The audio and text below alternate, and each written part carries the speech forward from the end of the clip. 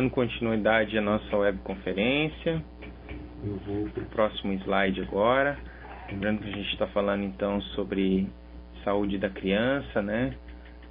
Atendimento de rotina, né? Aquele que é o atendimento normal, de uma criança sem alterações, que a gente está revendo ela, né? Então, no primeiro atendimento, a gente falou de o que é importante observar e discutir com os pais, né? Nós falamos do exame físico e agora lembrando o que é importante a gente orientar no primeiro momento com a criança. Então, nesse primeiro contato, o mais importante é a higiene, né? Lavar as mãos antes do contato com a criança, principalmente período de inverno, né? Evitar contato próximo de quem estiver gripado, resfriado com a criança, né? Orientar sobre o banho, verificar se o pai e a mãe aprenderam sobre banho. Nem toda maternidade ensina a dar banho no bebê, às vezes a gente precisa ensinar os pais a dar banho no bebê. Os cuidados com o coto umbilical, né? A higiene frequente, né? Diária do coto umbilical, já observando se tem alguma alteração, se tem vermelho, se não tem, atentar para a infecção do coto, né? Orientar a não dormir com a criança na cama dos pais, para evitar acidente, para evitar que os pais, no momento de descuido, rolem para cima do bebê, né? Isso é algo que evita algumas fatalidades, né? A criança maiorzinha aí vai do aspecto cultural, mas a recém-nascida deve ser evitado, né? Orientações sobre o choro do bebê, e aí a orientação é orientar os pais a identificar, né? Quando é choro de comida, quando é choro de dor, quais as diferenças, né? O choro de comida é aquele choro frequente, aquele choro normal da criança, quando ela fica um tempinho a mais sem comer, né? O choro de dor é aquele choro que a criança não para de chorar, está mamando, continua chorando, em horários estranhos, que ela já está bem satisfeita, bem agasalhada, ela continua chorando. Então, normalmente é um choro de dor. Então, orientar os pais a ter segurança com relação a isso, né? Prevenir acidentes, né, gente? Então, cuidar muito com a temperatura da água, né? Que vai, às vezes, o marido foi lá e botou a água esquentar, ligou o chuveiro e o banho está pronto, pode levar lá o bebê. E aí a água estava muito quente e a mãe desavisada foi lá e colocou a criança. Então, é muito frequente queimaduras graves acontecerem por conta da água do banho, da temperatura da água do banho. Então é importante a gente reforçar o cuidado, né? Não deixar a criança sozinha na banheira, mesmo com pouca água. Isso é importante orientar os pais, né? Cuidar com as grades do berço, né? A grade ela tem um espaçamento padrão, então às vezes vou mandar fazer o berço, eu mandei fazer o berço, aí o marceneiro não tomou alguns cuidados e aquilo, quando a criança começa a caminhar, ela pode prender a cabeça, pode passar por entre a grade e aí nesse passar por entre a grade cair, ter trauma, enfim. Então cuidar com o espaçamento, né? Já tem um padrãozinho. O micro-ondas o cuidado com o micro-ondas é na hora de esquentar. Se, por exemplo, for uma criança que não tiver em aleitamento materno exclusivo, ou tiver em aleitamento e a mãe teve que sair, enfim, congelou o leite, ou estava tomando leite do banco de leite, então foi esquentar, mornar no micro-ondas. Cuidar muito, porque o micro-ondas ele pode criar uma camada em cima mais quente e uma camada embaixo mais fria. Então, às vezes a gente, ou pode ocorrer o contrário, então às vezes a gente palpa, né, a mamadeira, acha que está frio, mas ele tem uma camada quente que pode causar problema e queimaduras também na garganta da criança. Então, cuidar isso, né, cuidar essa questão do micro-ondas, evitar aquecer água ou leite no micro-ondas, né? O que a gente recomenda é o aquecimento em banho-maria, né, que é mais gradual. Então, evitar o aquecimento em micro-ondas. O transporte no carro, né, orientar sobre a importância da cadeirinha, do bebê conforto, da cadeirinha adequada para o bebê, né? Então, isso na primeira consulta já é importante já fazer esse tipo de orientação. Aí, ao longo do tempo, conforme o tamanho da criança. Então, é uma criança que está engatinhando, Então, observar objetos pequenos que ela vai pôr na boca, a tomada que é baixa, né? Principalmente casas antigas que não tem aquele sistema de proteção, né? Altura, escadas. Então, conforme crescer, a gente vai orientando sobre os cuidados com acidentes na infância, né? A panela, quando ela estiver maiorzinha, o cabo da panela para fora do fogão, né? Então tudo isso é importante, né? Cuidado com água, com balde, com banheiras. Ainda questionar, principalmente se é uma consulta precoce, devem ser precoces, sobre o teste do pezinho, se foi feito, né? O teste do pezinho, importante papel do agente comunitário, viu? Agentes comunitários, olha, tem que saber se o teste do pezinho evita muita doença, né? São várias doenças que podem fazer um diagnóstico precoce e tratamento adequado. Deve ser feito do 3º ao 7º dia, gente. Então, assim, ó, é ali que a gente vai ter maior índice de benefício do teste do pezinho. Então, passar o agente comunitário, verificar, insistir que o teste seja realizado do 3º ao 7º dia. O teste da orelhinha normalmente é realizado na maternidade, mas muitas vezes não é e é agendado. Então, verificar se esses pais foram realizar o teste da orelhinha, que é um teste otoacústico, né, para ver se a criança tem algum problema já de surdez ou outras anormalidades já precocemente, para poder orientar esses pais, né? O calendário de imunizações, verificar se os pais estão instruídos, se estão trazendo a criança para vacinar, né, se já fizeram, se vão fazer, quando vão fazer as primeiras vacinas. Inclusive, o calendário vacinal ele é uma boa oportunidade de consulta médica ou de enfermagem. Então, nesse momento que os pais vêm para fazer a vacina, já é um momento, ou mesmo quando eles vieram fazer a consulta, já olhar o calendário e já aproveitar para fazer a vacina, né? Então, a gente já olha, tá atrasado isso aqui, vamos fazer hoje? Vamos. Então, a gente sabe que, historicamente, é consagrado o benefício da imunização na infância. Então, é algo que é importante a gente reafirmar, né? O calendário de consultas. O que é o calendário de consultas? É um número de consultas que essa criança deve fazer.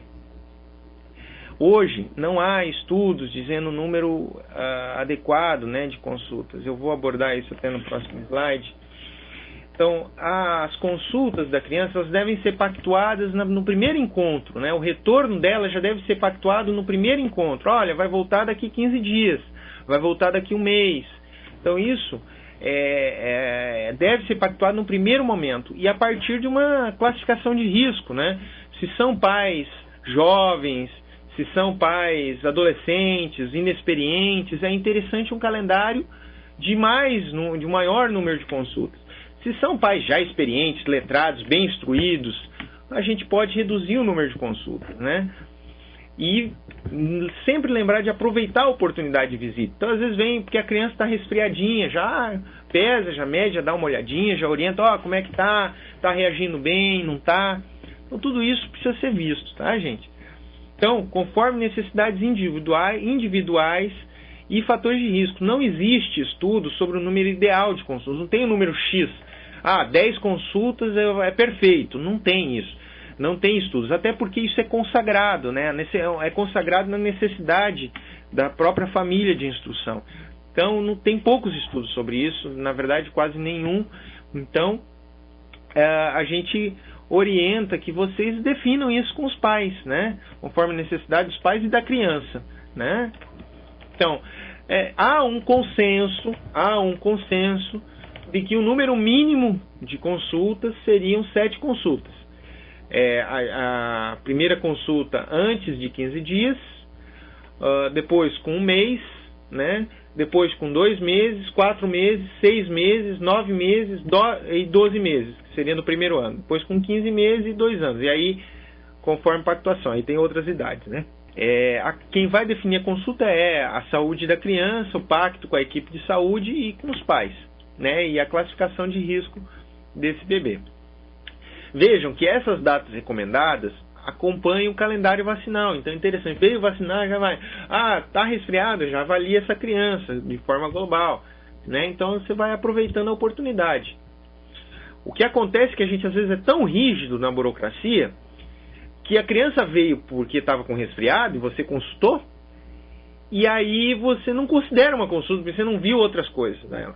E daí, dali 2 dias, ela vem para consulta de rotina. Então, é feito 2 momentos, né? Um na sequência do outro. Aí a equipe fica sobrecarregada mesmo, né? Então tem que aproveitar quando a criança veio para fazer uma intervenção breve. Ou demorada, de acordo com a necessidade, né? Lembrando que a relação dessas consultas de rotina é uma relação de confiança. Então nós temos que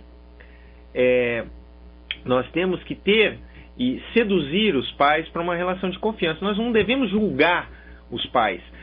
Isso está errado. Não faz isso. Isso é feio, não dá, você quebra o vínculo. Aí os pais mentem para você. Eles mentem deliberadamente, eles não vão falar a verdade. E você tem muito pouco poder de intervenção. Então é importante você acolher. Então, doutor, ele não quer mais o peito. Eu já estou dando leite de vaca. Minha mãe me dava leite de vaca. E, enfim, eu estou dando leite de vaca, doutor. Acho que é melhor para ele. Ele, inclusive, está mais gordinho, notei. É aquela hora que a gente respira fundo, né? E fala, e agora? O que eu faço? Mas nessa hora a gente não pode dizer, meu Deus, pelo amor de Deus, não faça isso. Não dá. A gente, leite de vaca. Então... não, tudo bem, mas você sabe que, assim, acaba que aumenta... a chance de desenvolver alergias depois, né, de ter problemas alimentares, de ter problemas respiratórios. Fora também que ele perde um pouquinho a imunidade, né? É muito rico o leite da mãe. Não, mas enfim, eu acho que valeria a pena. Então vamos tentar, de repente. Qual foi a dificuldade, né? Mas sempre acolhendo, sempre olhando no olho e tendo cuidado para não recriminar, né? Isso é importante. Perguntas abertas, né? Não dá para você chegar na consulta, enfim, nem os acessos, falar, então, essa criança aqui, ela parece estar amarelinha, não tá não? Não dá de dizer isso, né? A gente induz. Né, doutor? Tá amarelinho. E ele tá magrinho também, né? Tá com uma cara de dor. Não dá, gente, não pode. Você fala, e o que está acontecendo? O que eu posso ajudá-los, né? Como é que está a alimentação dessa criança? Né? São perguntas abertas, ou seja, perguntas que deixam os pais falar. A gente tem que deixar os pais falarem, né? É assim que a gente vai poder escutar qual é a angústia deles. É isso mesmo? Mas o que está te preocupando? Por que você quer esse exame? Né? O que te angustia? Então fazer essas perguntas abertas, né? O que te disseram? O que sua mãe disse? Como é que foi? Então, deixar essas perguntas abertas é muito importante. O exame físico, né? Então, sempre está pesando, medindo, né? E aí, nas demais consultas, e aqui eu já estou falando lá para além, nas demais consultas, a gente vai repetir só o que for necessário. Então, fez tudo na primeira consulta, então, nessa próxima, eu tô com dúvida, essa criança não está pegando, eu vou escutar de novo o coração, vou palpar a barriga, ver se não tem nada crescido, né, o abdômen. Vou repetir esse exame, vou medir novamente, olha, não sei, mas ela não está seguindo doutora, parece que não está seguindo bem quando a gente fala com ela, olha, vou repetir o exame, o teste do olhinho, né?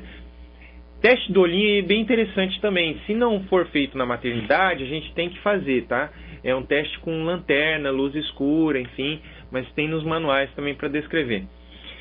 Então, observar e ouvir os pais para determinar o que precisa ser feito com mais ênfase na consulta. Isso é muito importante, né? A gente não há evidência de fazer exame completo em todas as consultas, mas nós devemos ficar atentos ao que os pais dizem e ao que a gente está vendo no consultório. Isso é muito importante.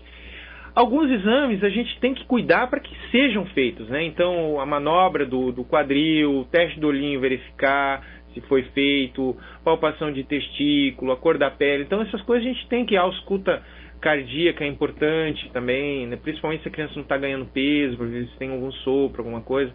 Então, essas coisas são importantes, né? E aí procedeu o aconselhamento, né, depois. E sempre está aconselhando os pais, principalmente de acordo com a demanda e de acordo com a epidemiologia local, com a necessidade daqueles pais, com algo que a gente saiba que é importante ser reforçado. É importante, nos primeiros momentos, orientar a posição de dormir. É interessante dormir com a barriguinha, botar a criança com a barriguinha para cima. Isso é uma orientação genérica importante, que evita morte súbita em bebês. Então, deixar de lado e deixar com barriguinha para baixo aumenta a chance da criança se mover e ter algum tipo de asfixia, principalmente crianças que não têm uma resposta motora grande, então não consegue se levantar, não tem um estímulo forte, né? Então é perigoso. Então o ideal é a gente orientar a barriguinha para cima, né? É importante também um pouquinho de elevação, principalmente logo depois da mamada, para evitar refluxo, né? Acidentes comuns na infância, de acordo com a fase da criança, e aí tem manuais e guias para dizer que fase, qual o acidente é mais frequente, a higiene dos pais e os hábitos alimentares. É nessa primeira etapa da criança que a gente vai formar os hábitos alimentares do adulto. Então, a questão de orientar, evitar os industriais, né, com corante, acidulante, né, é muito frequente o danoninho. O danoninho no primeiro ano de vida não deve ser usado, né, uma pela proteína da vaca, outra pelo corante, acidulante antes da vida, né, com alimentos condimentados, salgadinhos, a gente deve orientar os pais a evitar. Refrigerantes para crianças maiores deve evitar. Café, tem muitos pais que dão café muito precocemente para a criança, deve evitar, né? Deve estimular o uso de frutas, alimentação de transição a partir dos 6 meses, né? Aleitamento materno exclusivo, e aqui a gente vai falar um pouco mais, né? No segmento. Mas aleitamento materno até os 6 meses, depois... que mais, gente? Então, assim, oferecer suplementação de ferro a todas as crianças de 6 a 24 meses, né? Isso é o que coloca o Ministério da Saúde, né? Toda criança, a partir dos 6 meses, deve iniciar com suplementação de ferro, segundo o Ministério da Saúde. Outros países desenvolvidos, que não têm problema de anemia na infância, orientam a complementação de outras formas. Tem alimentos enriquecidos com ferro e alguns tipos de leite que também são enriquecidos com ferro, ou complementos alimentares, enfim, que já tem ferro.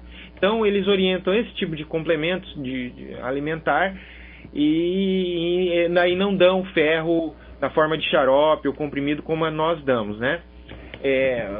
Vai do grau de instrução, da experiência do médico nesse sentido, né? Outros locais, por exemplo, o CDC americano orienta a complementação e não o uso do ferro, né, da forma que a gente usa. Mas o Ministério da Saúde brasileiro recomenda a partir dos 6 meses. Em crianças que têm desmame precoce, já a partir dos 4 meses se orienta o uso do ferro. Exames laboratoriais apenas direcionados à investigação diagnóstica, à exceção do hemograma em crianças com forte suspeita de anemia. Tá?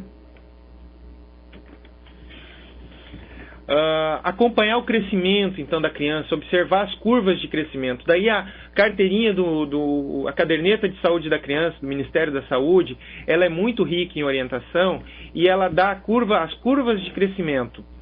Essas curvas de crescimento, elas ajudam vocês a perceber se a criança está obesa, se a criança está dentro do padrão ou está com algum grau de desnutrição. Então, é muito importante, né? Até para a detecção de algum problema alimentar ou de absorção, algum problema de saúde ou outro.